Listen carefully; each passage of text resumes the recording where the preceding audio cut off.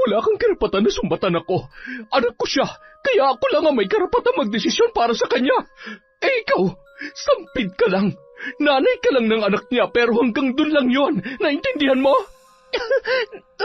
Asawa ko siya. Asawa niya ako. Ano na naman ang ituturok niyo sa akin? Ilang ulit ko bang sasabihin sa inyo na hindi ako baliw? Mga wala kayong puso para pasakitan ng inosenteng tulad ko. Maging masaya sana kayo sa halaga ng pera na ibinayad sa inyo habang araw-araw at gabi-gabi akong pinapatay sa sakit na mawalay sa anak ko. Pagbabayaran niyo lahat to, babalikan ko kayong lahat. Bakit ba nangyari sa amin to? Bakit ba ako pinahihirapan ng ganito? Ito na bang kabayaran sa mga kasalanan ko? Sinubukan ko lang naman protektahan ang anak ko at ang apo ko laban sa babaeng yun. Paano ako mabubuhay sa lugar na to? Maingay, marumi at mabaho. Aray, ang kati ng mukha ko at ng katawan ko. Taon 2012, Laguna. Alas 6 ng umaga, malakas ang ulan na may kasama pang kulog at kidlat. Apo, bukas ka na lamang kaya umalis. Masama ang panahon. Mahihirapan kayong bumiyahe. Lola, kailangan ko na pong umalis. Baka maibigay pa sa iba yung trabaho na inaalok sa akin ni Andre. Minsan lang ho ang ganitong oportunidad kaya hindi po natin pwedeng palampasin. Ay, o siya, basta mag-iingat ka lagi doon. Lagi kang tatawag para hindi kami nag-aalala sa'yo. Isa pa, huwag basta magtitiwala, ha? Nagkalat ang mga manloloko ngayon. Ingatan mo yung puso mo at ang pagkababae mo. Huwag kang magpapabuntis kung ayaw mong pagpiestahan ng mga tsismosa dito sa atin. Si Lola talaga. Hindi pa nga ako nakakaalis kung ano-ano na naman ang iniisip. Huwag kayong mag-alala. Aalagaan kong sarili ko at yes, hindi ako magpapaloko. Alam kong mamimiss niyo ako pero konting taste lang muna para naman may paayos natin tong bahay. At saka ayaw ko nang bumalik pa kayo sa pambabarang, Lola. Masama ho yun at natatakot ako na baka bigla tayong balikan ng mga pamilya na binibiktima niyo. Aba, napag-utusan lamang naman ako. Sila ang lumapit sa akin kapalit ng malaking halaga. Yun na nga po. Nagkapera nga kayo pero may buhay naman na napapahamak. Paano kung yung mga binabarang nyo sila naman talaga ang biktima? Maraming ganon. Kinaingitan lang kaya pinapabarang. Hindi naman lahat ng lumalapit sa inyo ay naghahanap ng hustisya para sa sarili nila o kaya para sa importanteng tao sa buhay nila. Minsan, sila naman talaga ang masama at ginagamit lamang kayo para pahirapan yung tao na ipinapabarang nila. Kaya tama na ho, nangako na kayo sa akin. Oo na. Hindi ko nagagamitin ang aking itim na kaalaman. Kung sakali man, yun ay kung may tao lamang na mang-aagrabyado sa iyo. Aba, lintik lang ang walang ganti. Gantiin na nila ang lahat. Huwag lamang ang pinakamamahal kong apo. Umuwi ka ng ligtas at wala ni katiting na galos, ha? Gusto ko ay araw-araw ka pa rin naming nakakausap ng Lolo Guido mo. Nasaan na nga ba yun? Guido! Guido! Aalis na si Glyza. Kumuha ka ng tricycle at nang hindi na ito sumadya pa sa paradahan. Mukhang wala yatang planong tumila ang ulan, ha? Napakalakas ng ulan. Mababasa ako. Kaliligo ko lamang kahapon at masyadong malamig Baka naman umatake na naman tong ubo ko. Oh, kita mo na. Inatake na naman ang katamaran ng lolo mo. Alam mo, apo, huwag ka na magtataka kung isa sa mga araw na ito ay malalaman mo na lamang na pinalayas ko na ang Lolo Guido mo. Kapag inuutusan ay napakaraming palusot. Nakakapikon na minsan. Sadya naman kasing napakalakas ng ulan. Bukod sa nag-aalala ko sa apo natin na bibiyahin ng ganitong panahon, saksakan ng lamig kaya alam mo namang mahina ako dyan. Aba, bakit sinabi ko bang magpaulan ka? Napakalaki ng payong dyan. Bakit hindi mo gamitin? Gusto mo bang ihambalos ko sa iyo yan? Eto na nga, kikilos na. Kapag ako tinamaan ng kidlat, mawawalan ka ng gwapo at mabait na asawa, makita mo. Wala ka na makikitang kapareho ko. Ay, salamat naman sa Diyos at sumunod din. Ay, hindi pa nga ho ako nakakaalis. Nagbabangayan na naman kayo. Huwag na ho kayong lumabas, Lolo. Patitilain ko na lang po muna ang ulan. Mabuti pa, mag-picture-picture muna tayo para naman may titingnan ako kapag namimiss ko kayo. Dito ho kayo, Lolo. Iyan. 1, 2, 3, smile. Isa pa ho, say cheese. Ang ganda ko naman riyan, Apo ah. Siyempre naman ho. At kaya ako maganda kasi nagmana ako sa inyo. Ay sus, naghihintay din na mapuri yung gurang. Alam mo, Gido, mabait ka naman. Yun naman ang importante. Hoy, kung makapagsalita ka para namang hindi mo alam kung paano ako pinagkakaguluhan noon ng mga dalaga sa baryo namin. Pasalamat ka't ikaw ang pinili ko. Ha? Aba, masyado ka namang mayabang. Hindi ko nga malaman kung bakit sa dinami-dami ng manliligaw ko noon ay sa lalaking saksakan ng katamaran pa ako napunta. Alam mo ba, Apo, ang sabi niya sa akin noon, gagawin niya ang lahat para sa akin. Sabi mo pa nga, di ba, susungkitin mo pati ang mga bituin. Pero ano nangyari? Nikulangot mo, hindi mo kayang tanggalin. Ay naku, Gido ka, oh. Masyado ka lang maselan. Kunwari ka pa pero mahal na mahal mo naman ako. Ilang beses ka na nagsabi na iiwan mo ako pero hanggang ngayon hindi ka pa rin naman umaalis. Aray! Bakit akong aalis sa mga kanununuan ko pa ang bahay na ito? Ikaw ang makapalang mukha na hindi umaalis kahit ilang beses na kitang pinapalayas. Siyempre, mahal na mahal kaya kita. Kaya kahit lagi mo akong inaaway, nagtitiis na lamang ako. Pasalamat ka na lang din talaga kasi mahal kita kahit mukha kang kalaban. Ano ka mo? Hay nako, tama na nga ho yan. Baka magkatotoo pa yung away ninyo. Ayan, mukhang tumila na ho ang ulan, kaya tumigil na rin po kayo, ha? Ayaw kung lagi kayo nag-aaway, daig nyo pa mga bata. Ay, dahil malayo ako, kailangan aligaan yung isa't isa, ha? Lo, huwag masyado nagpapasaway kay Lola, ha? Huwag tatakas para makipag-inuman. Yung mga gamot nyo, iinumin nyo lagi. Ay, pasensya na, Apo. Huwag ka mag-alala. Hahabaan ko na lamang ang pasensya ko dyan sa lolo mo. Talaga ba? Parang wala ka naman nun. Anong sabi mo? Wala na po yun. Tara na po, Lolo. Ihatid nyo na ako sa paradahan. Bye, Lola. I love you. Sinundan na lamang ng tingin ni Lola Ingrid ang kanyang apo at ang kanyang asawa na noon ay nagmamadali ng umalis. Nakaramdam siya ng lungkot, lalo na't sa matagal na panahon ay yun ang unang pagkakataon na mawawalay ng matagal sa kanila ang kanilang pinakamamahal na apo. Anak si Glyza ng kanyang ina sa pagkadalaga. Nakapangasawa rin agad ng bago ang kanyang nanay, kaya naman ang kanyang Lola Ingrid at Lolo Giduna lamang ang nag-aruga at nagpalaki sa kanya. Samantala, nang makasakay na ng tricycle si Glyza ay nakangiti yun na kumakaway sa kanyang lolo papaalis. Konting tiis lang muna para sa pangarap. Mahal na mahal ko po kayo ni Lola. Nang makarating si Glyza sa terminal, ay agad na rin yung nakasakay ng bus at sakto naman na papaalis na yon. Inabot ng mahigit 10 oras ang biyahe at nang makarating sa kanyang bababaan ay naroon na rin ang kanyang sundo na si Andre. Matalik na kaibigan niya yon mula nang siya ay nasa high school pa lamang. Pareho silang suki ng bawat singing contest sa kanilang lugar. Miyembro ng banda si Andre na tumutugtog at kumakanta sa mga resto bar. Nagkataon naman na nangangailangan sila ng babaeng singer, kaya naman agad niyang ipinaalam yon kay Glyza. Thank you sa pagsundo, best ha? Wala yon, kesa naman maligaw ka pa. Kumusta? Hindi ka naman nahilo sa biyahe? Anong hindi? Idinaan ko na nga lang sa tulog eh. Alam mo naman, tapos ngayon lang kaya ako bumiyahe ng ganito kalayo. O siya, tara na't na makapagpahinga na ang best friend ko.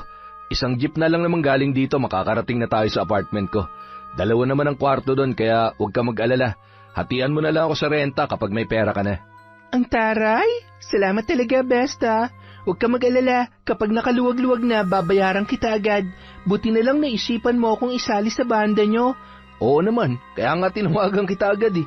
Alam ko na mas lalong makikilala pang banda namin dahil sa'yo. Huwag ka naman ganyan, bigla tuloy ako na pressure. Sus, ikaw pa ba? Ang galing-galing mo kaya. Ikaw nga tong laging panalo nun sa mga sinasalihan natin eh. Yung tipong kapag nakikita ka nila, alam na nila agad na ikaw ang mananalo. Oo na, tara na. Nagpatuloy sa pagkukwentuhan hanggang sa makasakay na ng jeep sina Andre at Glyza. Hanggang sa tumunguyon sa balikat ng binata at nakatulog ng muli. Bandang 6:00 na ng umaga nang makarating sila sa apartment ni Andre.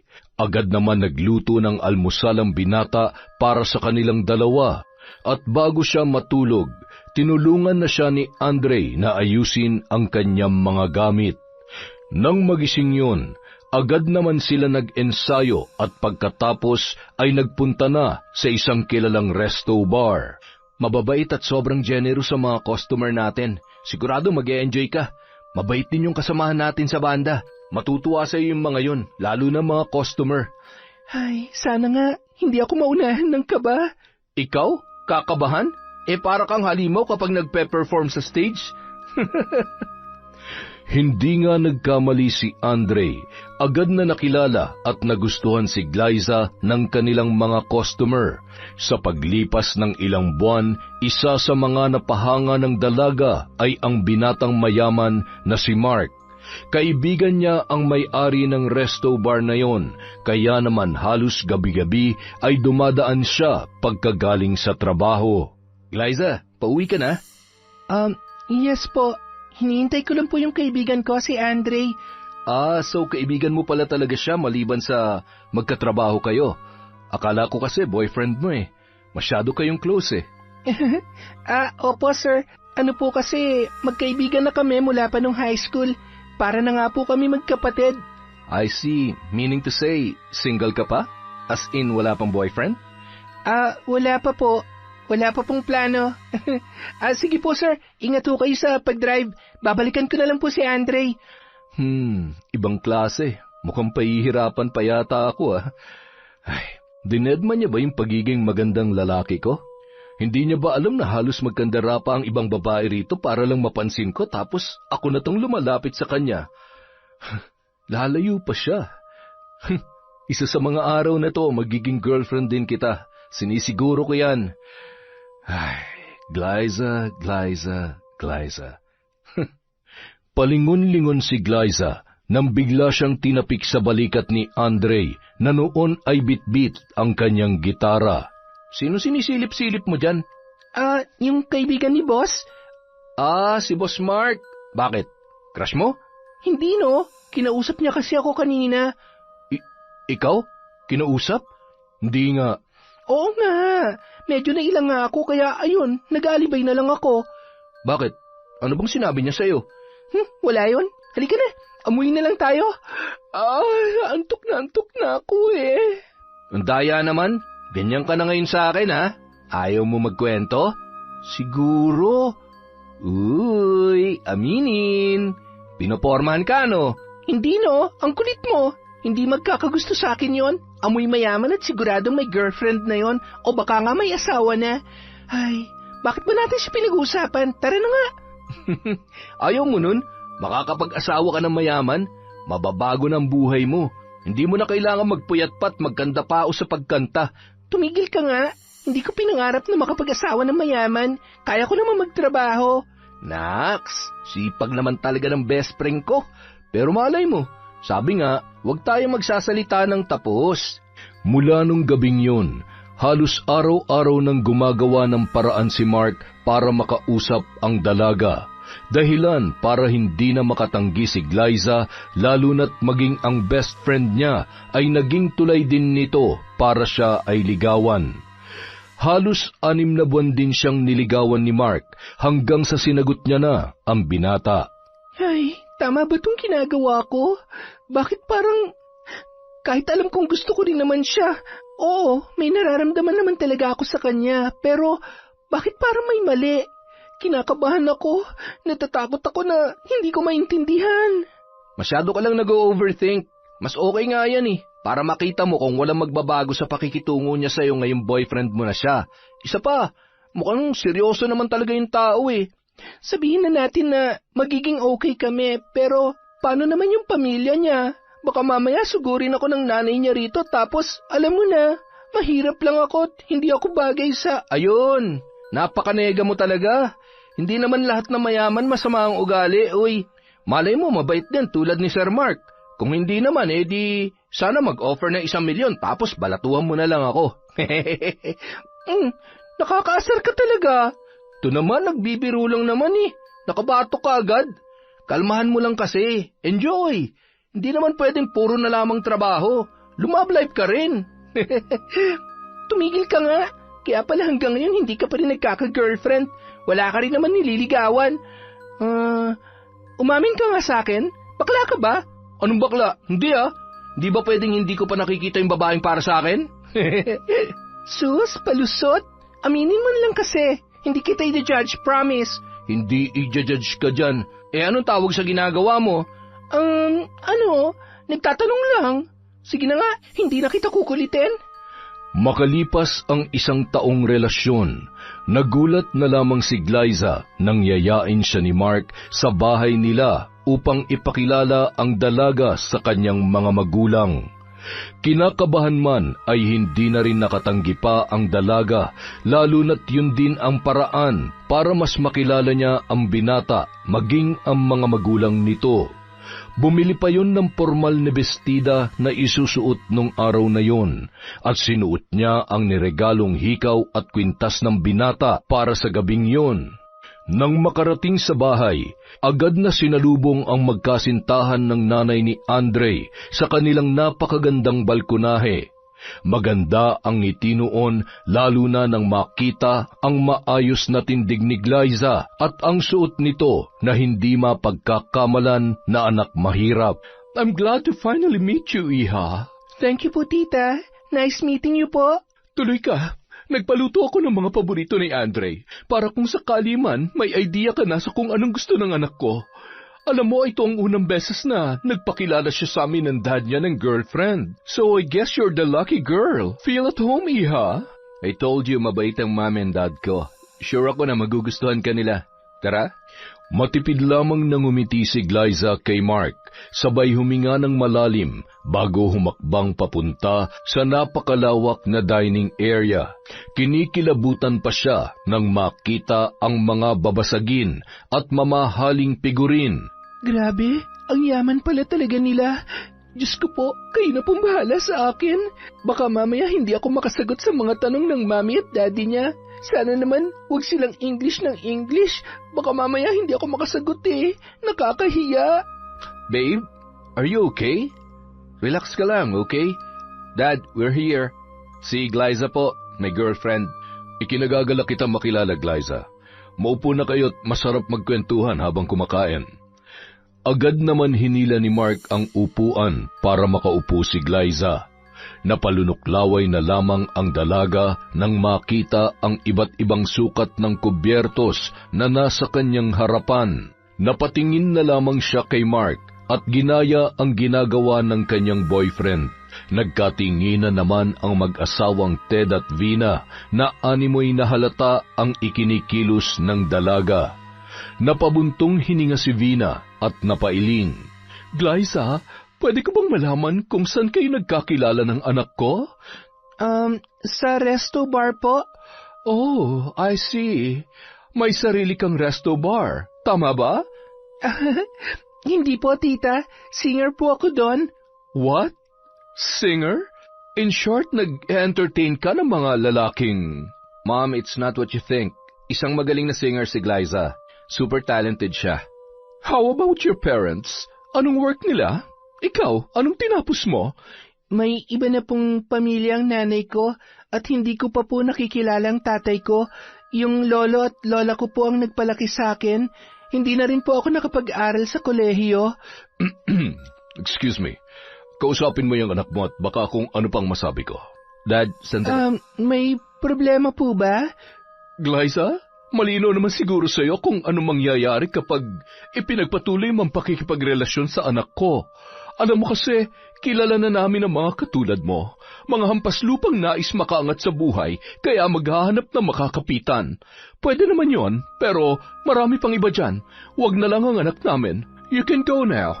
Hindi na lamang nagsalita pa si Glyza at nagmamadaling lumabas. Ma'am, sobra naman po kayo. Bakit niyo naman ginawa yon? Anong mali sa ginawa namin? Mark, nag-iisa ka naming anak ng daddy mo. We want all the best for you. Hindi yung makikipagrelasyon sa cheap at hampaslupang yon. Ito na ang huling beses na pag-uusapan natin siya. Hiwalayan mo ang babaeng yon. Naiintindihan mo? Maluha-luhang pinunasan ni Mark ang nagngingilid niyang luha dahil sa galit at patakbong lumabas para sundan si Glyza.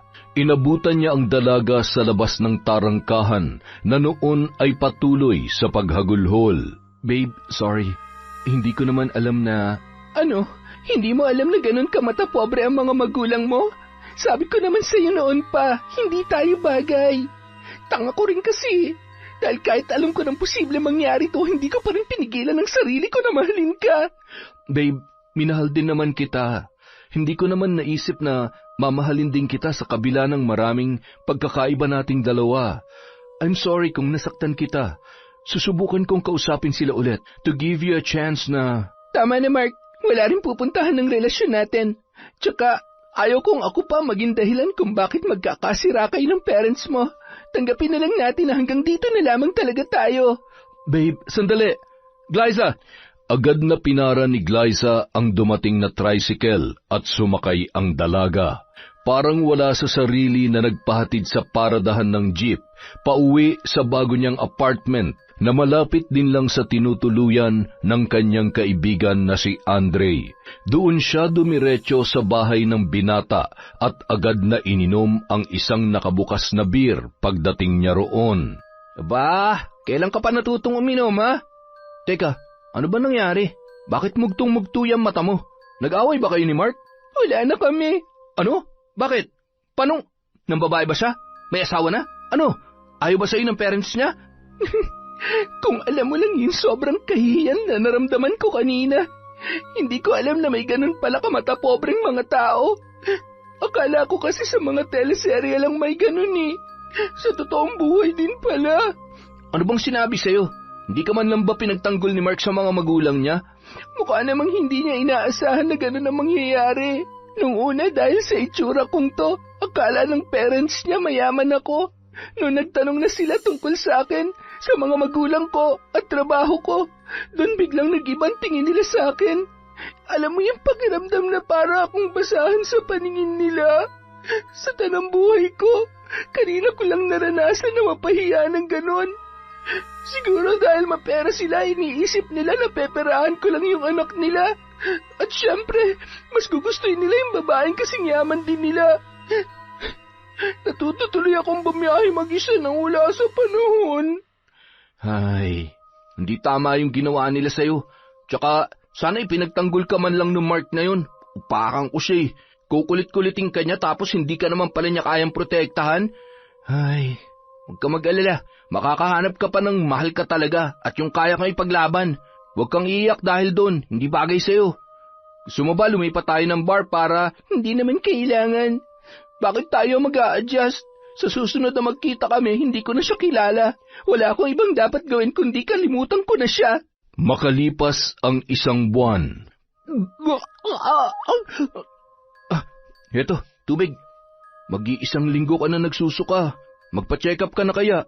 Baka mamaya, hindi na lang basta acid yan ha. Sorry, best, pero baka naman buntis ka. May nangyari ba sa inyo ni Mark bago kayo naghiwalay? Hindi nakaimik ang dalaga sa tanong ng kanyang kaibigan. Tumungo na lamang yon sa sofa, sabay na pahawak sa kanyang ulo na noon ay tila ba may malalim na iniisip. Hindi pwede to. Ayoko na magkaroon pa ng ugnayan sa Mark na yon, lalong-lalo na sa pamilya niya. Kung sakaling buntis nga ako, mas gugustuhin ko pang palakihin na lamang mag-isa ang bata. Tapos, ikaw ang mahihirapan. Bah, kung buntis ka, dapat kanyang panagutan at ang batang nasa sinapupunan mo. Kahit man lang sa pinansyal na pangangailangan ninyo. Isa pa, hindi ka pwede magpuyat kung buntis ka. Paano ka magtatrabaho? Uuwi ka ba sa probinsya? Ay, nakakainis. Ano ba tong pinasok ko? Hindi to pwedeng malaman ni Lola. Sigurado mapapagalitan niya ako. Bes, anong gagawin ko? Ay, sasamahan kita magpa-check up tapos kapag nakumpirma natin na buntis ka, kailangan mo magdesisyon para sa ikabubuti ng bata, hindi lang para sa sarili mo.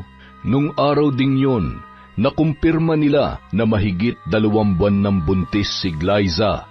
Pag-uwi sa bahay ay hindi pa rin halos makausap yon ni Andre. Pwede bang ako na lang ang magsabi kay Mark? Alam kong masama pa rin ang loob mo sa kanya, pati na rin sa mga magulang niya. Pero alam ko naman na hanggang ngayon mahal mo pa rin siya. Tatay siya na magiging anak mo. Malay mo pag nalaman ng mga magulang niya na magkakaapo na sila, magbago na rin ang tingin nila sa'yo. Nung una, hindi muna ipinaalam ni Glyza ang totoo kay Mark hanggang sa naging maselan ang kanyang pagbubuntis. Kaya kinakailangan niya ng humingi ng tulong sa ama ng bata na nasa kanyang sinapupunan. Nang malaman yon ng binata, agad niya yung ipinaalam sa kanyang mga magulang. Anong gusto mo mangyari ngayon? Pakakasalan mo ang babaeng yon? At bakit naman po hindi? Pero sa ngayon, ang importante yung bata. Kailangan niyang tulong ko. Kailangan ako ng mag-ina ko. Mark, nahihibang ka na ba? Isa pa, gaano ka nakasisiguro na anak mo ngayon? Alam mo, mga babaeng katulad niya, gagawin ang lahat para lamang mangyari ang gusto nila. Pera lang yan. Yaman lang ang kailangan niya sa'yo, kaya huwag kang basta-basta magpapauto sa babaeng yon. Mom, Dad, hanggang ngayon ba naman kayo pa rin na magdedesisyon para sa akin? May sarili akong buhay. May trabaho naman ako at hindi aasa sa inyo para sa mag-ina ko. So please, kung ayaw niyo kay Glyza, fine. Pero hindi na ako magpapakontrol sa inyo. Sige, magmatigas ka. Baka nakakalimutan mo na lahat ng meron ka pwedeng mawala sa oras na lumabas ka sa pintong yan. Kapag ipinagpilitan mo yung gusto mo. Galit na pinagsusuntok ni Mark ang pader dahil sa pagpipigil niya ng galit. Sa oras na may mangyari masama sa mag-ina ko, hindi ko kayo mapapatawad. Mark! Anak! Mark! Mukhang nabilog na nga ng babaeng yon ang ulo niya. Alam mo, may naisip akong paraan. Bakit hindi natin pagbigyan ng gusto ng anak natin? Kapag nandito na ang babaeng yon, mabilis na lang natin siyang matatanggal sa buhay ni Mark. Isa pa, hindi ako makakapayag na isang babaeng hampas lupa ang kalalakihang ina na magiging apo natin. Kapag nakapanganak na siya, para na lang siyang lumang gamit na wala ng silbi at kailangan ng itapon. Marami pang paraan para magbago ang isip at nararamdaman ni Mark para sa babae na yon. Huwag ka mag-alalahan. Ako nang bahala. Hindi naman pwedeng lalo tayong magmukhang kontrabida sa buhay ng sarili nating anak. You know, kung alam niya lang na we're just trying to protect him. Ay. Kalaunan, sinamahan pa ng mag-asawa ang kanilang anak na sunduin si Glyza sa apartment na kanyang tinutuluyan. Pasensya ka na nung nakaraan, Iha. Ang mabuti pa'y kalimutan na natin yon. Ang importante sa ngayon, maging maayos ang lagay nyo na magiging apo namin. From now on, parte ka na rin ng pamilya. Huwag ka mag-alala, hindi ka namin pababayaan. Salamat po.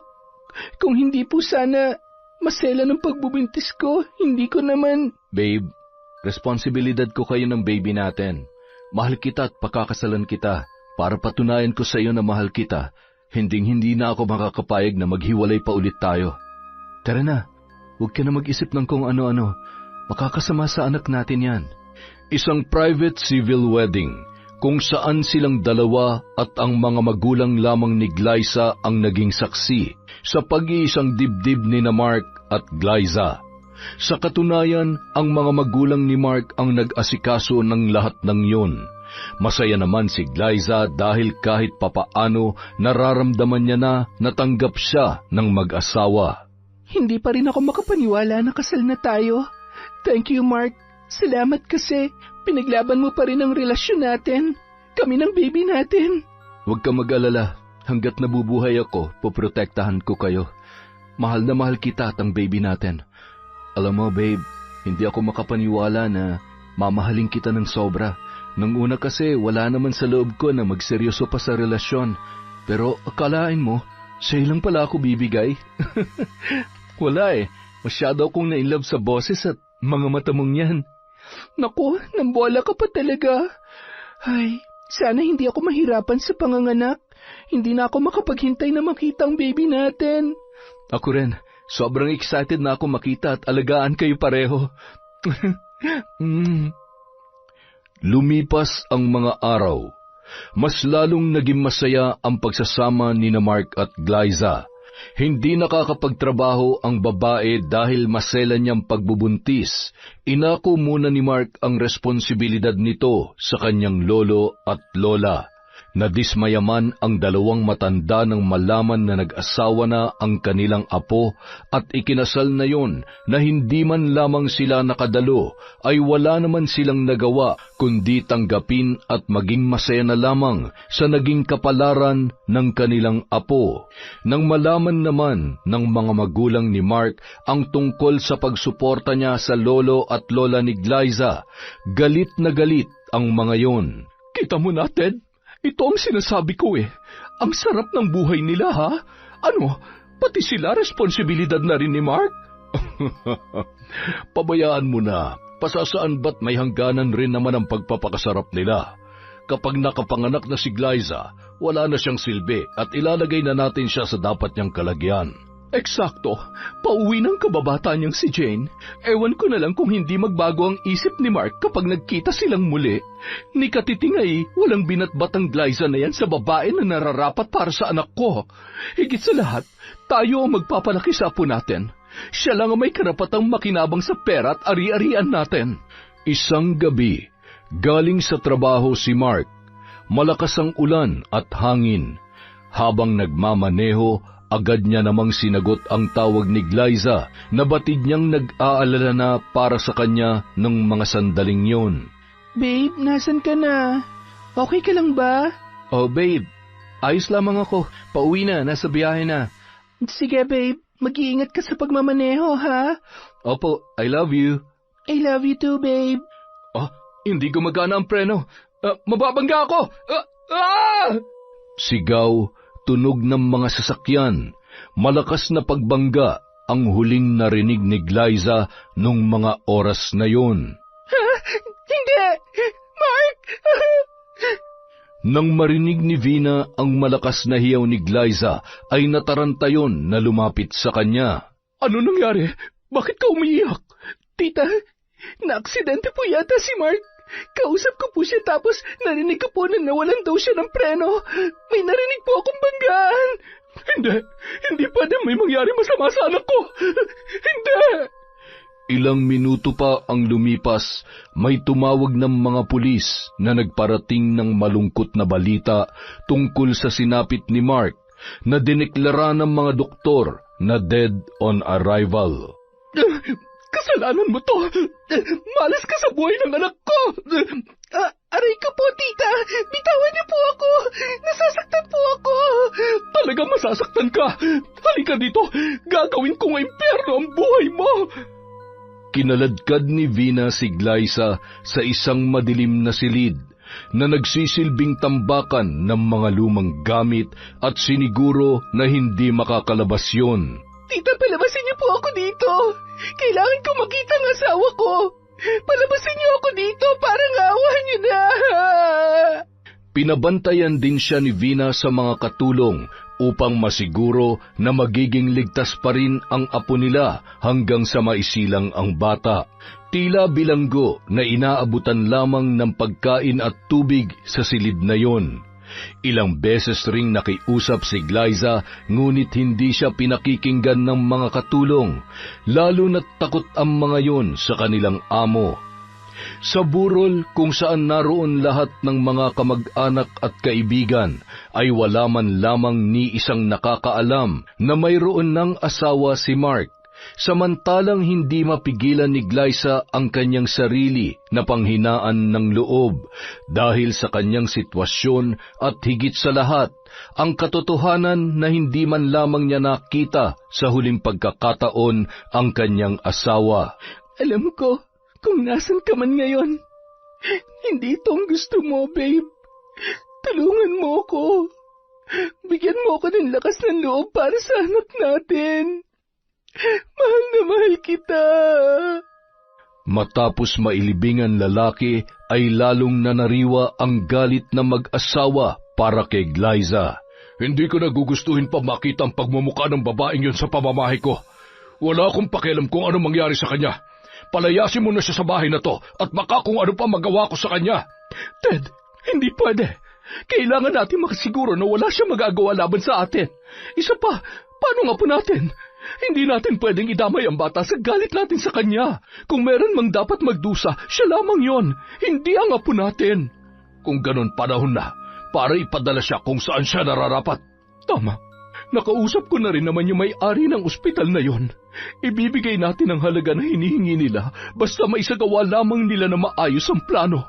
Bago yon, gusto ko munang iparamdam sa kanya at isang palang katotohanan na ni minsan ay hindi siya welcome sa bahay na to at hindi siya magiging parte ng pamilya natin. Ilusyonada. Isang gabi, mahimbing na natutulog si Glyza habang iniinda ang labis na pagkahilo dahil sa mainit na silid na mahigit 1 linggo niya nang tinitiis. Nagising siya nang bigla na lamang may sumipa sa kanyang paa at nang imulat niya ang kanyang mga mata ay dahan-dahan siyang tumayo sa kanyang kinahihigaan. Tita, palabasin niyo na po ako dito. Hindi ko na po kaya. Hindi mo na kaya ang init? Bakit? Nakatikim ka lang ng malamig na kwarto tapos hindi mo na kayang tiisin ang init dito? Mas mainit pa ata sa impyerno sa bahay kung saan ka lumaki. Pasalamat ka't dinadala mo ang apo ko dahil kung hindi, walang dahilan para lumabas ka sa mainit, madilim at maalikabok na kwarto na to kung saan ka nababagay. Bakit po ba kayo nagagalit sa akin? Wala naman po akong ginagawang masama. Hindi ko naman po kasalanan na minahal ako ng anak ninyo, na nagkaanak kami. Bakit niyo po ba ginagawa sa akin to? Bakit niyo pinagkakait sa akin ultimo karapatan na makita ang asawa ko? Hinayaan niyo siyang ilibing na hindi ko man lamang nakikita. Wala kang karapatan na sumbatan ako. Anak ko siya, kaya ako lang ang may karapatang magdesisyon para sa kanya. Ikaw, sampid ka lang. Nanay ka lang ng anak niya pero hanggang dun lang yon. Naiintindihan mo? Asawa ko siya. Asawa niya ako. Asawa? Oo nga pala. Yun nga palang alam mo. Sa tingin mo ba talagang papayag kami na maging asawa ni Mark ang isang hampas lupang katulad mo? Ano pong ibig niyong sabihin?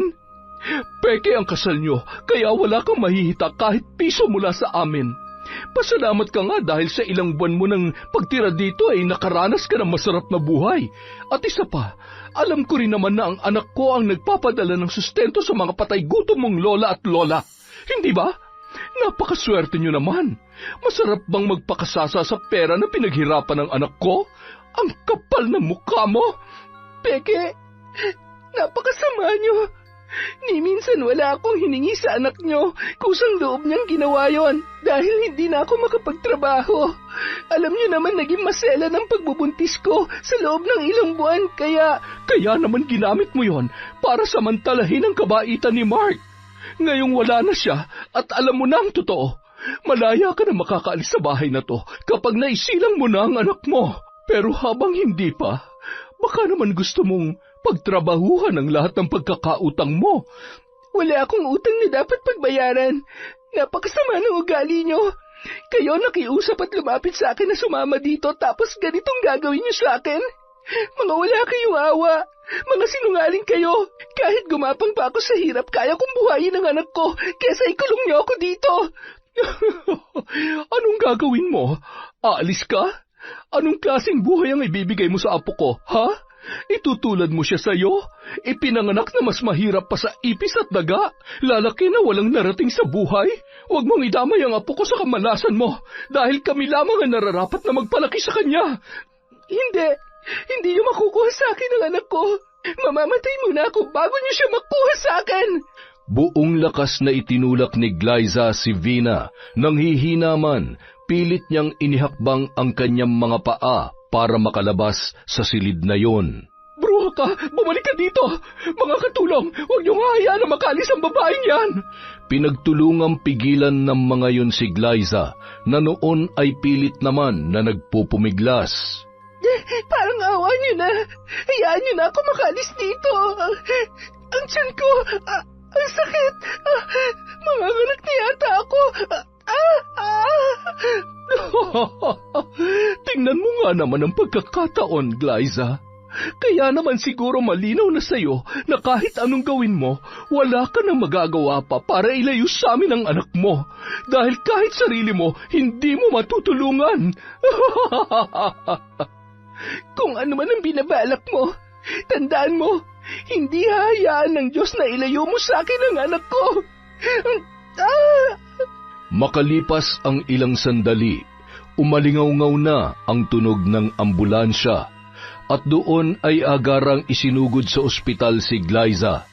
Nanganak yon sa isang pribadong ospital. Matapos mailuwal ang isang malusog na sanggol, ay tanging iyak lamang noon ang kanyang narinig, bago siya nawalan ng malay. Samantala, nang magising ang babae, ay nasa loob na siya ng isang makipot na silid. Wala siyang marinig na ingay mula sa labas. Kinapa niya ang kanyang tiyan at parang kumakabog ang kanyang dibdib nang maalala ang kanyang bagong silang na anak. Ang anak ko! Hindi maaari! Hindi nila pwedeng kunin sa akin ang anak ko! Tao po! Tao po! May tao ba dyan? Pakiusap palabisin niyo ako dito! Kailangan ako ng anak ko! Ibalik niyo sa akin ang anak ko! Dahil sa malakas niyang sigaw, may tumungo namang 3 tao na masasabi niyang nurse dahil sa mga suot na uniforme ng mga yon. Nasaan ang anak ko? Pwede ko ba siya makita? Pasensya na ho, pero wala po kaming alam tungkol sa sinasabi nyo. Nasa mental facility po kayo ngayon para ho gumaling na kayo. Tuturukan ko na lang ho muna kayo ng pampakalma. Mental facility? Teka, huwag mo iturok sa akin yan. Hindi ako baliw. Bagong panganak ako. Nasaan siya? Nasaan ang anak ko? Ibalik niyo sa akin ang anak ko. Kawawa naman siya. Mukha namang nasa maayos siyang pag-iisip. Ginagawa lang natin ang trabaho natin, pre. Isa pa, hindi naman siya dadalhin dito ng mga kamag-anak niya kung wala talaga siyang sakit sa pag-iisip. Ay, tama ka naman. Tara na, marami pa tayong pasyente na asikasuhin. Samantala, Gido, kumusta na kaya ang apo natin? Bakit kaya hindi siya nagpaparamdam? Ilang gabi ko na rin siyang napapanaginipan. Hindi kaya may nangyari na masama sa kanya? O di kaya ay may pinagdadaanan siya ngayon? Ay, kung ano-ano naman yung iniisip mo, hindi naman yun pababayaan ng asawa niya. Kaya huwag ka na masyadong mag-isip pa. Sinusubukan ko naman pero iba talaga ang pakiramdam ko. Kung maaari ko lamang siyang puntahan ay ginawa ko na. Paano naman natin siya pupuntahan? Hindi naman tayo maalam bumiyahe. Baka mamaya ay magkandaligaw-ligaw pa tayo doon. Siguro abala lang siya o ay baka nanganak na. Huwag ka mag-alala. Pasasaan ba't tatawag din yon? Kailan ba naman tayo natiis ng apo natin? Samantala, ng mga oras na yun, tumungo si Andre sa bahay ng mga magulang ni Mark. Nag-aalala na rin kasi siya sa kalagayan ng kaibigan, lalo na nung malaman nito na patay na ang asawa noon. Maraming beses niya na kasing tinawagan si Glyza, ngunit hindi niya makontak ang kanyang kaibigan. Sinubukan niya rin yung i-message sa social media accounts, ngunit wala rin siyang makuhang sagot. Paulit-ulit niyang pinindot ang doorbell hanggang sa may lumabas na isang katulong. Sir? Sino po sila? Ano pong kailangan nyo? Ako po si Andre. Kaibigan ko si Glyza. Gusto ko po sana siyang kumustahin at makausap. Nandyan po ba siya? Ay, kaibigan po kayo ni Ma'am Glyza, sir? Ay, wala na ho dito ang kaibigan ninyo. Ang totoo po niyan, naawa po talaga ako sa nangyari sa kanya. tulungan niyo ho siya. Kailangan niya ho kayo. Kapag nakita niyo ho siya, pakisabi na lang na sorry. Hindi ko siya magawang tulungan dahil kailangan ko ho ang trabaho ko para sa mga anak ko. Paano ko ho siya tutulungan? Bakit? Ano po ba talaga nangyari sa kanya? Nung mga oras na yon, ibinigay ng katulong ang pangalan ng mental institution na aksidente niya lamang narinig sa kanyang mga amo at sinabi kay Andre ang kanyang mga nalaman. Maraming salamat po sa tulong niyo. Tatanawin ko ho itong malaking utang na loob. Aalis na po ako. Nang makapasok ang katulong, agad naman yung inusisa ni Vina. Ay, wala po, ma'am. Nagtanong lang po kung may malapit daw hong paupahan dito. Sabi ko ho ay magtanong-tanong na lamang siya sa iba at marami ho akong ginagawa. Mabuti naman. Siya nga pala, kung sakaling may pupunta dito at hahanapin ang bruhang ina ng apo ko, sabihin mo matagal nang wala dito. Sabihin mo naglayas na, sumama sa ibang lalaki at wag niyong papapasukin dito sa pamamahay ko. Naintindihan niyo? Huwag kayong tatanga-tanga kung ayaw niyo masaktan at mawalan ng trabaho. Sige, bumalik na kayo sa ginagawa ninyo. Samantala, nung araw ding yun, pinuntahan ni Andre ang nasabing mental institution at nagtanong-tanong tungkol sa pasyente na kanyang hinahanap. Hindi man lamang siya pinapasok ng security guard matapos marinig ang pangalan ng babae na kanyang itinatanong. Bakit bang kulit mo? Sinabi na nga wala, hindi ba? Kung talagang wala siya dito, bakit hindi niyo ako papasukin? Manong guard, parang awa niyo na. Kailangan niyang tulong ko. Kailangan natin siyang tulungan. Aba, lintik na ito ah. Saksakan ng kulit. Sinabi na nga wala eh. Patuloy na nagpumilit yon nang makita naman ng nurse na isa sa mga naka-assign kay Glyza. Bakit hindi niyo na lang siya papasukin para maniwala siya na wala dito ang pasyenteng hinahanap niya? Kahit kailan talaga pahamak rin ang nurse na to eh. Kaya bago-bago masyadong nakikialam. Ewan ko na lang kung hindi mawala ng trabaho yan dahil sa pakikialam niya. Kita mo na, masyado ka mayabang. Kung umasta ka, akala mo pag-aari mo tong ospital. Sir, pwede ko bang malaman kung sino ang tinutukoy niyong pasyente? Posibleng bagong pasyente lang siya dito dahil kapapanganak lang niya. Glyza ang pangalan niya. At ito ang itsura niya. Siya nga. Kaano-ano niyo siya, sir? Kaibigan niya ako. Inilahad ni Andre ang buong pangyayaring nalaman niya base sa kwento ng kasambahay ng mga magulang ni Mark. Dahilan para makaramdam ng labis na awa ang nurse para kay Glyza. Mas mabuti ho kung ire-report niyong pangyayaring ito sa mga pulis o kung sino man po makakatulong sa inyo para makaalis ho dito ang kaibigan ninyo ng ligtas. Habang ginagawa niyo po yun, makakaasa kayo na hindi ko pababayaan ang kaibigan ninyo. Agad namang lumabas si Andre na noon ay nakipagtitigan pa ng masama sa gwardya ng ospital na yon. Pagsapit ng gabi, masinsinang kinausap ng nurse si Glyza nang madatnan nun na humahagulgol ang babae habang yakap-yakap ang isang unan. Ano na naman ang ituturok niya sa akin? Ilang ulit ko bang sasabihin sa inyo na hindi ako baliw? Mamawala kayong puso para pasakitan ng inosenteng katulad ko. Maging masaya sana kayo sa halaga ng pera na ibinayad sa inyo habang araw-araw at gabi-gabi akong pinapatay sa sakit na mawalay sa anak ko. Pagbabayaran yung lahat ng to, babalikan ko kayong lahat. Huminahon ka. Huwag ka mag-alala. Hindi na kita paiinumin ng gamot na hindi makakabuti sa kalusugan mo. Ang ilan sa mga ito, kailangan mo para makatulog ka na maayos. Matinding depresyon ang pinagdadaanan mo. Alam ko na ang totoo. Konting tiis na lang. Makakalabas ka rin dito at makakasama mo ng anak mo. Pero habang hindi pa dumadating ang araw na yon, kailangan mong magpalakas. Naniniwala ka sa akin? Oo, pero walang pwedeng makaalam sa kung anong pinag-usapan natin ngayon, ha? Kailangan natin mag-ingat dahil hindi naman natin alam kung sino talaga ang kasabwat ng mga biyanan mo dito sa loob ng ospital. Magdasal ka lang. Malalampasan mo rin lahat ng pagsubok na pinagdaraanan mo. Salamat. Akala ko wala na akong pag-asa pang makaalis dito. Tama ka. Kailangan ko maging matapang at lumaban para mabawi at makasama kong anak ko. Hindi ako natatakot kahit gaano man sila kayaman. Hindi ko sila aatrasan. Babawiin ko ang anak ko. Isinusumpa ko yun. Sa tulong ng kaibigan ni Mark na may-ari ng bar at kakilala nitong abogado, tinungo nila ang ospital at binalaan ang mga yon na posibleng makulong at isara ang institusyon sa oras na malaman na may katiwalian na nagaganap sa ospital.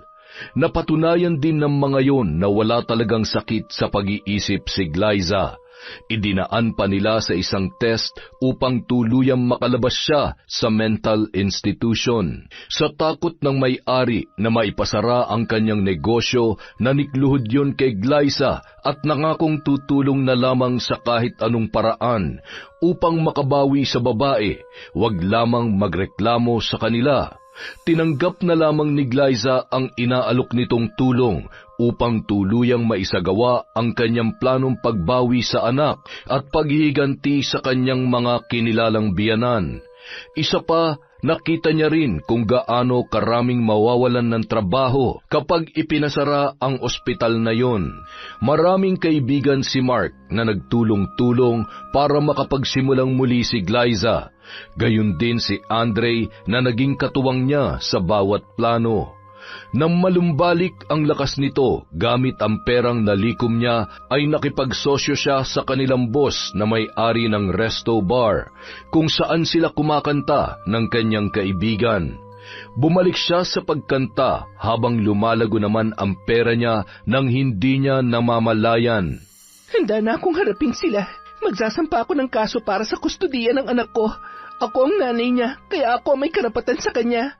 Wala na silang may babato pang dahilan dahil kaya ko nang buhayin ang anak ko. Hindi mo ba talaga sila sasampahan ng kaso sa ginawa nila sa'yo? Hindi na kailangan, Andre. Yung anak ko lamang ang kailangan ko, wala nang iba. Isa pa, magsasayang lang ako ng oras. Kapag nakuha ko ng anak ko, ayaw ko na makita pa ang mga pagmumukha nila. So, ganun-ganun na lang yun? Paano kung guluhin ka pa rin nila at gumawa ng bagay na mas ikakapahamak mo?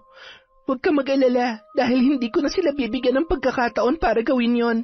Hindi na, Andre. Mas malala pa sa mabulok sa kulungan na mararanasan nila. Gagawin kong impyerno ang buhay nila hanggang sa gumapang sila sa sakit at hirap. Makalipas ang ilang buwan, matapos ilaban ang kustudiya ng kanyang anak, ay naipanalo niya yon. Hindi na siya nagsayang pa ng panahon at agad na tumungo sa bahay ng matapobre na mga magulang ni Mark. Makakagawa rin ako ng paraan para makabalik sa amin ang apo ko. Ano na naman ang pinaplano mong kademonyohan, ha? Ito na ang huling beses na makikita mong anak ko at hindi niya na kami mapaghihiwalay pa. Dahil isa sa mga araw na to, mawawala na rin sa iyong lahat ng pinagyayabang mo. Tandaan mo yan. Ted, ang apo natin. Gumawa ka ng paraan. Ibalik mo sa akin ang apo ko. Tama na. Hayaan na natin siya. Marami pang bagay na dapat pagtuunan ng pansin. Marami akong inaasikaso ngayon. Pasasaan ba't kapag wala na siyang maipalamon sa anak niya, ibabalik niya rin yun sa atin.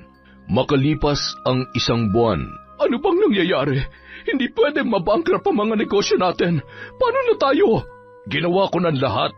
Ikaw, maliban sa pagrereklamo at paghingi ng pera, may ambag ka ba? Buisit.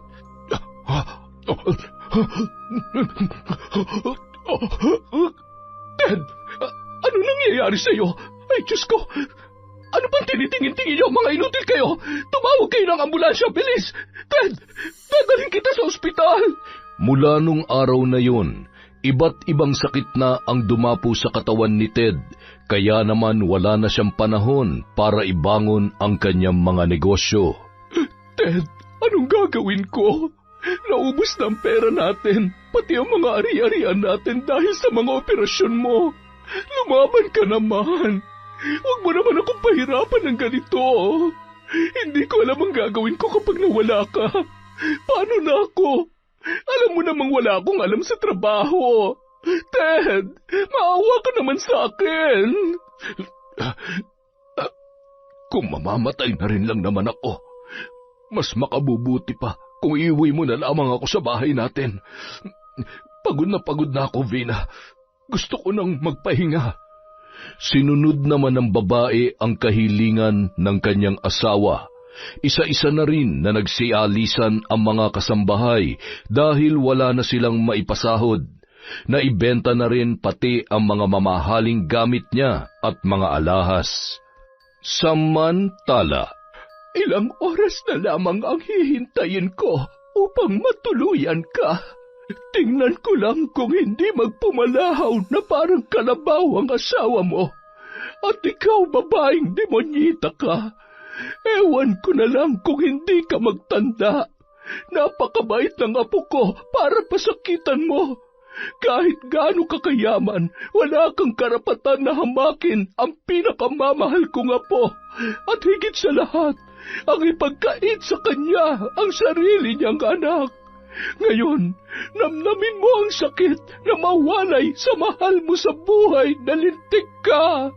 Kinaumagahan.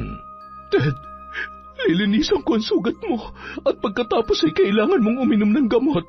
Nilagnat ka na naman kagabi. Napakatagal na hindi pa rin naghihilom ang sugat mo dahil sa mga lintik na operasyon na yan. Ay, siya nga pala, tumawag na rin sa akin yung bangko.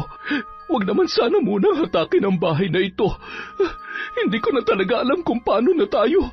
Nahihiya naman akong lumapit sa mga kaibigan natin at ano na lamang ang sasabihin nila. Pagtatawanan nila tayo kapag nalaman nilang... Ay, Ted, ano yung... Mga ipis? Bakit napakaraming ipis dito? Ted, naririnig mo ba ako? Ano nangyayari sa'yo? Hindi pwede. Huwag mo akong iiwan. Ted! Lalong natakot si Vina nang biglang bumuka ang tahi ng kanyang asawa sa dibdib at tiyan. Sabay bumulwak ang napakabahong nana. Tumulo din ang malansang dugo sa ilong noon habang may lumalabas na mga insekto sa kabilaang tenga.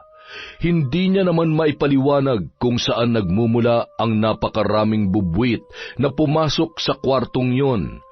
Halos mahimatay sa takot si Vina dahil sa mga pangyayaring yon. Tumakbo siya sa labas at humingi ng tulong. Nang muling pumasok sa loob ay wala ni isang ipis at daga ang naroroon. Wala ng buhay ang kanyang asawa at basang-basa sa sarili nitong dugo at nana na umaalingasaw ang amoy sa buong silid. Nagpasya si Vina na ipakremate na lamang yon at hindi na lamang ipinaalam pa sa iba ang nangyari. Nabalot ng labis na kalungkutan ang buong kabahayan. Para siyang mamamatay sa lungkot sa bawat araw, lalo na at nag-iisa na lamang siya sa buhay. Higit sa lahat, unti-unti nang nauubos ang natitira niyang pera sa kanyang pitaka. Makalipas pa ang ilang araw, nahatak na ng bangko ang kanilang bahay. Naghanap yon ng maliit na silid na maaari niyang upahan. Masikip, maalikabok, katre ang higaan at nang tingnan niya sa ilalim ay napakarumi noon. Bakit ba nangyari sa amin to? Bakit ba ako pinahihirapan ng ganito? Ito na ba ang kabayaran sa mga kasalanan ko? Sinubukan ko lang naman protektahan ang anak ko at ang apo ko laban sa babaeng yon. Paano ako mabubuhay sa lugar na to? Maingay, marumi at mabaho. Aray, ang kati ng mukha ko, pati ng katawan ko. Ano ba naman to? Pati salamin basag at... Bakit nagkakaganitong balat ko? Ilang sandali pa lang ako nandito para magpantal ng ganito kalalaki at... ang kate... Buisit na buhay to! Bandang 10:00 ng gabi, lumabas si Vina na nakatalukbong at bumili ng pagkain. Nandidiri namang hinawakan niya ang plastik na pinaglalagyan noon. Malinis ba to? Hindi ba masisira ang tiyan ko dito? Ang arte mo naman. Sa dami ng galis mo sa katawan, nagagawa mo pa mag-inarte ng ganyan? Ititinda ko ba to kung marumi? Oo na, hampas lupa. Nagtatanong lang, nagagalit na agad. At hello, wala akong galis. Allergy yan, no? Lokong yun Tagasan ba yun at ngayon ko lang nakita dito? Ay. Pagkatapos kumain, sinapinan niya ang katre upang maiunat ang kanyang katawan. Mayat-maya siyang nagkakamot hanggang sa magkasugat-sugat na yon. Paano ako makakatulog? Sobrang hapdi at kate. Kailangan ko na magpaderma, kaya lang Wala na nga pala akong pera. Tawagan ko kaya mga kaibigan ko at makasakaling mapahiram nila ako. Kaya lang, hindi pwede. Walang pwede makaalam na naghihirap na ako. At paano ako magpapakita sa kanila kung ganitong itsura ko? Ano ba kasi ito nangyayari sa akin? Aray ko, ang sakit ng tiyan ko. Nasusuka ako. Sabi ko na nga ba marumi yung pagkain na yun eh. Umanda siya sa akin bukas. Dahil sa labis na pananakit ng tiyan, pinagpapawisan na rin siya ng malamig, hanggang sa nanghina at hindi na namalayang nakatulog na sa kanyang kinahihigaan. Paggising ni Vina kinaumagahan ay hinang-hina na siya at muling tiningnan ang kanyang itsura sa basag na salamin. Nanginginig ang kamay na hinawakan ang kanyang muka na malayong-malayo na sa dati niyang itsura. Bakit mo pa ako pinahihirapan ng ganito? Mas gugustuhin ko pang mamatay kaysa mabuhay ng ganito. Pagod na ako. Kunin mo na lang ako. Naririnig mo ba ako? Gusto ko na mamatay. Sa kabilang banda, marami ka pang dapat matutunan sa buhay. Isa pa, hindi ka pa nga nagbabago ay gusto mo na agad mamatay. Masyado ka namang excited na pumunta sa impyerno. Ay, yan ang napapala ng mga taong katulad mo. Akala mo madadala mo ang karangyaan hanggang sa ikalawang buhay? Ano ka ngayon? Mahirap kami pero hindi hamak na mas kaawa-awa ka kesa sa amin. Buti nga sa'yo. Makalipas ang isang buwan, dahil hindi pa rin siya makabayad sa upa sa kanyang tinitirhan, ay pinalayas na siya ng may-ari. Kahit anong pakiusap ay hindi man lamang siya pinakinggan noon. Nagpalakad-lakad na lamang yun sa kung saan-saan, hanggang sa tuluyan ng mawala sa katinuan. Madalas na memerwisyo ng mga nagtitinda ng pagkain at nananakit din. Kaya naman, hinuli yon ng mga opisyal ng barangay at dinala sa pampublikong mental institution. Ano ba? Bitiwan niyo ako mga hampas lupa! Bakit niyo ako dinala dito? Hindi ako baliw! Nang maisama sa mga kababaihan na may kondisyon sa kaisipan, ay lalo lamang nagwala yon sa galit. Huwag kayong lalapit sa akin! Mababaho kayo! Malalansang hampas lupa! Nakakadiri kayo! Dahil sa kanyang inasal, pinag-initan yon ng mga baliw na naroroon. Pinagtulong-tulungang sabunutan, tadyakan at apak-apakan. Dahil sa nangyari, madalas nasa sulok na lamang yun, takot at umiiyak na parang bata. Hindi yun makatulog dahil sa mga naririnig niyang bulong sa kanyang tainga sa tuwing sumasapit ang gabi. Madalas niya ring nakikitaan ng uod ang kanyang mga sugat. May mga oras na kumikirot ang kanyang ulo at pakiramdam niya ay may mga galamay ng insekto na gumagapang sa loob ng kanyang katawan. Makalipas ang ilang buwan, umayos naman ang lagay ng kanyang pag-iisip dahil sa mga gamot, ngunit wala pa ring pagbabago sa kanyang mga sugat. Minsan niya nang narinig na pinag-uusapan siya at nababanggit ang tungkol sa barang. Nung mga oras na yun ay naalala niya si Glyza. Patawarin mo sana ako. Nagsisisi na ako sa mga kasalanan ko sa iyo. Alam kong huli na para may tama ako ang mga pagkakamali ko. Gusto ko pang makita ang apo ko. Miss na miss ko na siya. Isang araw, habang nasa labas at nagkakatuwaan ang kanyang mga kasamahan, nagkaroon ng pagkakataon si Vina para tumakas. Lumusot yon sa isang awang ng sirambakod sa likod na bahagi ng building ng mental institution. Hindi na ako babalik sa loob. Hahanapin ko ang apo ko. Hahanapin ko sila. Hihingi ako ng tawad sa lahat ng nagawa ko. Muli siyang nagpalakad-lakad at namamalimos habang nagbabaka sakali na makita si Glyza at ang kanyang anak. hanggang sa tuluyan ng maging pulubi na umaasa na lamang sa grasya na nagmumula sa lahat ng kanyang makakasalubong.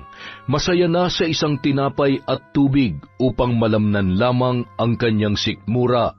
May ilang tao namang nag-aabot ng pagkain at damit na labis niya namang ipinagpapasalamat. Sa kabilang banda, Mabuti naman at pumasyal kayo mag-ina. Abay, miss na namin itong pinakamamahal naming apo. Ang gwapo-gwapo at ang bait-bait pa. Buti at nagmana sa ugali ng... Oh, ayan ka na naman. Ang hilig-hilig mong bumalik sa nakaraan. Imbis na nakakalimot ng apo mo ay dadali ka na naman dyan. Siya nga pala, ano nang balita? Tinodas mo na ba? Tinigilan ko na. Sabi mo mag-move on na, di ba? Isa pa ay sapat na yon dahil wala na siyang kakayanan pang apihin ang kahit na sino man. Napagbayaran niya na ng higit pa sa sobra ang mga kasalanan niya. Ako naman itong malilintikan kapag, alam mo na, ipagdasal niyo na lamang ako na mapatawad pa ako ng Diyos sa mga pinagagagawa ko. Ilang beses ko na kayong pinigilan noon at pinatigil sa pambabarang pero ako rin ang dahilan kung bakit. Hayaan mo na, apo. Nagkasala na rin naman ako ay lulubos-lubusin ko na. Kung hindi ko ginawa yon, baka kung ano pang gawin nila sa'yo. Hindi ko kakayanin kung may mangyayaring masama ulit sa'yo, apo ko. Alam mo naman na ikaw ang buhay namin ng lolo mo. Sobrang mahal na mahal ka namin. Kung pwede nga lang ay bantayan ka namin hanggang sa ngayon. Kaya lamang may sarili ka ng buhay na dapat pagtuunan ng pansin at naiintindihan namin yon. Salamat po sa lahat, Lola. Hanggang ngayon, kayo pa rin po ni Lolo ang sandalan namin. At ngayong may nabili na ho akong bahay para sa atin, hindi nyo na ho ako kailangang mamiss. Kami ni Baby, dahil magkakasama na po tayo, isasama ko na kayo pabalik na Maynila. Abat, ay matutupad na ang pangarap ko na makapunta man lamang sa Maynila bago mamatay. Makakapasok na ako ng mall. Opo, may papasyal ko na ho kayo sa Maynila anumang oras. Malapit lamang po tayo doon. Masayang-masaya ako sa lahat ng naabot mo, Apo. Sobrang proud kami sa iyo ng lolo mo. Mas proud po ako sa inyo. Hindi na ho kasi kayo nag-aaway. Ay, napagod na akong awayin siya. Pero 1 buwan pa lang naman akong mabait sa kanya. Kapag ka naboboring, alam mo na.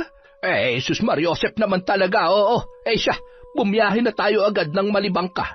At nang hindi akong pinagdidiskitahan mo. Apo, marami bang magaganda doon? Anong sabi mo? Magagandang pasyalan. Ikaw naman, oo. Kapal ng pagmumukha mo. Naghahanap ka ng maganda. Akala mo naman ay makakabingwit ka pa sa itsura mong yan. Kung mambababae ka lang doon, maiwan ka na lamang mag-isa dito. Hay, ayan na naman kayo. Tama na yan. Huwag na kayo nag-aaway at kapag umiyak tong apo ninyo, hay nako, mahihirapan na naman tayong patahanin. Ay, siyempre, nagmana sa'yo yan. Ganyan na ganyan ka rin nung maliit ka pa. Apo, pasensya ka na sa lolo mong pasaway, ha? Makalipas ang 7 taon, sa labas ng simbahan, may hawak ang isang batang lalaki na isang supot na may lamang prutas at iba pang pagkain. Tumakbo yon papunta sa isang matanda na nakaupo sa gilid ng simbahan. Lola, pagkain po, dinala ko po ito para sa inyo. Salamat, bata. Napakabait mo naman. Nasaan bang nanay mo? Sabi mo ipapakilala mo ko sa kanya. Lagi po kasing busy ang mami ko, kaya hindi ko po siya kasama ngayon. Si Ninong Andre po ang kasama ko, nandun po siya sa car. Sabi ko po kasi sandali lang po ako. Sige po, kainin niyo na po yan. Tapos, ito po money po galing kay mami ko, bigay ko raw po sa inyo. Sabi ko po kasi kawawa kayo dito, wala po kayong house Ikaw talagang bata ka. Sige na, bumalik ka na sa ninong mo. Bye-bye po, wag po kayong mag-alala. Sa susunod po, makikilala niyo na si mami ko. Mabait po yon. Napakabait at malambing na bata. Siguro ganyan na rin kalaki ngayon yung apo ko. Kaya siguro napakagaan ng loob ko sa kanya. Ay, ilang taon na nakalipas pero hanggang sa ngayon, hindi ko pa rin sila nakikita. Samantala, napalabas na ng sasakyan si Andre upang hanapin ang kanyang inaanak. Ay, nasan na ba yun? Pambihira, sabi saglit lang. Nakipaglaro pa yata eh. Tito Ninong, I'm here! Saan ka ba nagpunta? Doon po, nandun po yung lola na walang house eh. Kawawa po siya. Ang dami niya pong scar sa face, tapos ang dumi po ng damit niya. Pwede po ba natin siyang bigyan ng damit? Pwede naman. Sasabihin natin yan sa mami mo. Baka may mga damit siyang ipamimigay. Alam mo, manang-mana ka sa nanay mo. Pero mas malala yung pagiging caring mo sa mga palaboy. Parang sa susunod na request mo bilhan na natin sila ng bahay. Halika na't susunduin pa natin ang mami mo.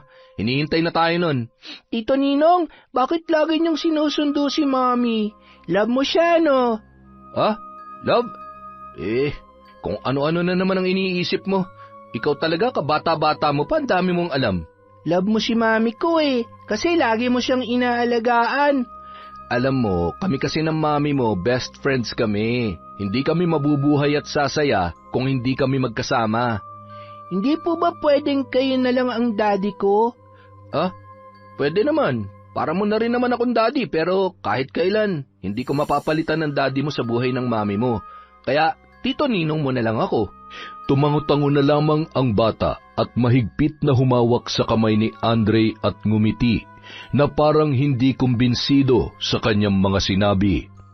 Nang sunduin nila si Glyza na noon ay nag-aaral upang mas mapalawak pa ang kanyang kaalaman sa pagpapalago ng negosyo, ay bukang bibig pa rin ng anak nito ang tungkol sa matandang kaibigan niya doon sa may simbahan.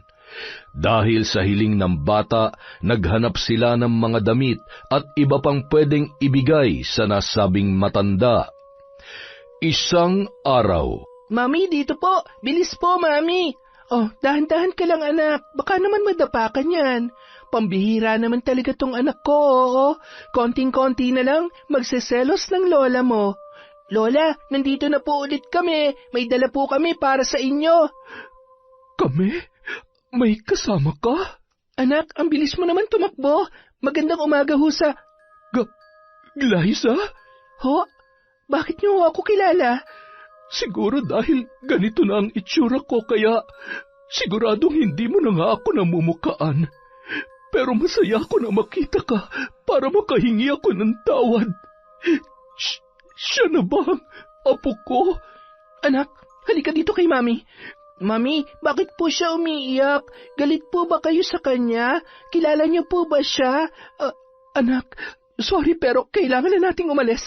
Halika na. Pero, Mami... Alam kong walang kapatawaran ang ginawa ko sa iyo noon. Hindi ko hangad na patawarin mo ko. Gusto ko lang malaman mo na nagsisisi ako sa lahat ng ginawa ko. Hindi na lamang sumagot pa si Glyza, ngunit nang maalala niya ang mga nangyari ay hindi niya mapigilang mapaluha.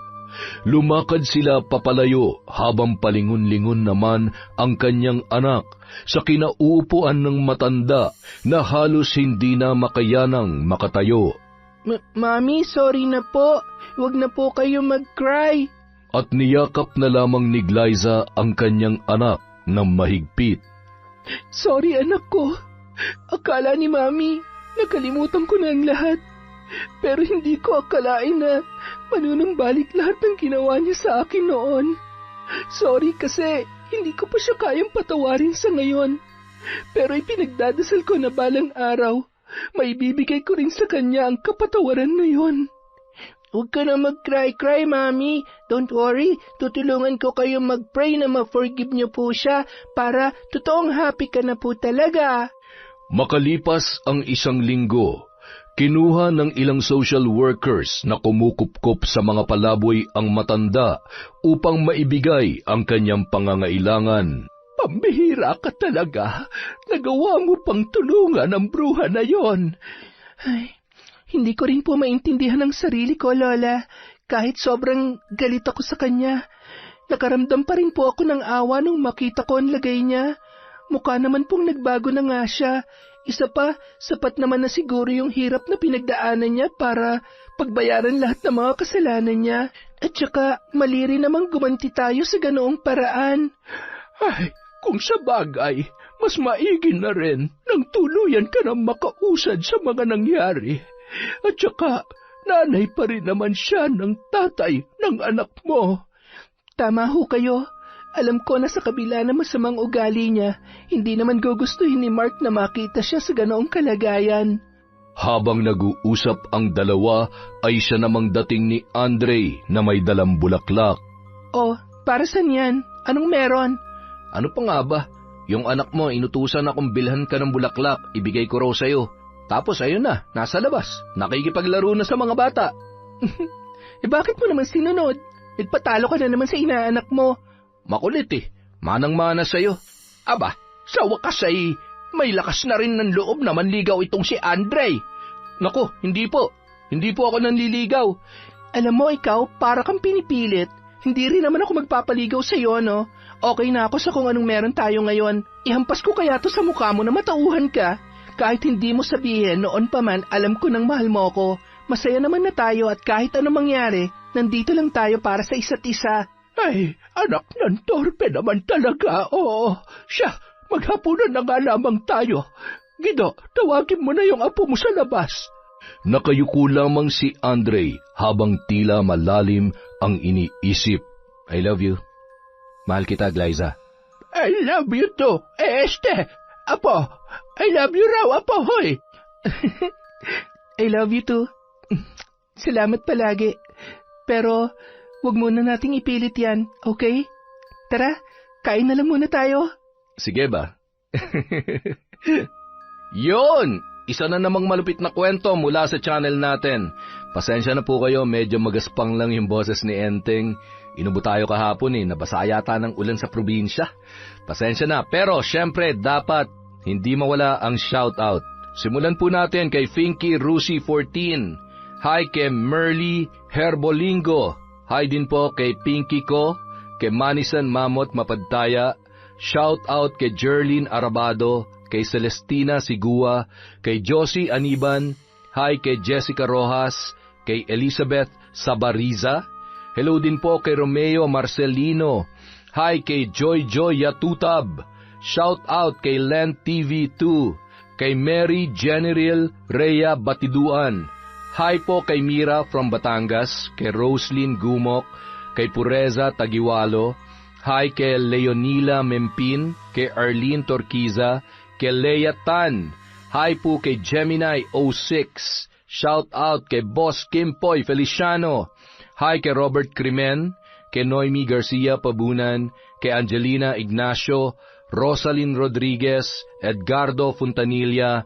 Hello po kay Jennifer Sacris, kay Tolpu, Virgie, Mag, Jasmine, at sa Team MP. Cheers! From Jessica Sobremonte. Hi po kay Monica Nieves, kay Joy Frias Vargas, kay Cleo Abalos, kay Monet Soto. Shout out kay Jamie Rubio. Jamie Rubio, dubber? Hi po kay Rosemary Casonete. Shout out kay Filipina Palsario, kay Ruben Isip, kay Grace Noses, Janice Agan, at kay Zoe Agan. Hello po kay Beth Mercado, kay Mardy Suzuki, kay Ryzen Shan, Cassandra Hilary May, Stephanie Faye, at kay Hayati from Vanji Sambile. Hello po kay Vicky Abut, kay Ami Viray, kay Ryan Alba, kay Mama Pango Loretta from Elidia Bobes. Hi po kay Amalia Kanamaru, kay Mariam Ahmed Hisham. Hi po sa Galedo family from Babes. Shout out kay Maria Benitez, kay Vimelda Gapultos, sa Bongapat at Baloloy family from Julie Ann Bongapat. Hi po kay Vilma Bautista, kay Galen Ukol, Christine Rubite. Hi kay Emelita. Hi po sa Daloso family at kay BF na si Noli Lacorte from Lynn Kaunes. Hi kay Marieta Marapaw, kay Roxanne Gaudicos, Samantha A. from Sun Clouds. Shout out kay Elizabeth Pamintuan, kay Ligaya M. Sadyasa, kay Elizabeth Dungka, Abel Hipolito, hi kay Winnie Sarial, kay Gay Somodio, kay Odi Bargamento, kay Michelle de la Cruz, Celia Tolentino. Hello po kay Salvacion Roldan, kay Rashan Yan Licarte, hi kay Jocelyn Murilla, kay Dimple Siumi, Rowena Goles, Marian from Albay, kay Imelda Ofalia, kay Shander de Guzman, kay Merly Amistad, hi po kay Raquel San Luis, kay Analie Vallega, kay Hana Maylin Sesgundo, Jelana Amanda, hi po kay Richard Rivera, Mea Espiritu, Asodicen Cerila, hi po kay Mirasol Masuher, kay Hermenia Arcilia, kay Salvacion Roldan, Marjeline Pasil, hi po kay Zalhi Cruz, Maying Melanie Pamplona Paderna from Mayet Pineda, hi po kay Marisa Gante, shout out kay Billy Ray Jenny May at kay Ray Buendia from Lucy Buendia. Hi po kay Jubel Baldonasa, kay Delilah Dumdum Donna, hi kay Laura Lee Altarejos, kay Arnel Claridad, shout out po kay Hani Austria, kay Asia Makalindong, kay Lydia Lopez at kay Rosalina Bogayong. Yung po mga hindi natin nabanggit, meron pa po tayo bukas. Maraming salamat po mula sa Kwentong Enteng.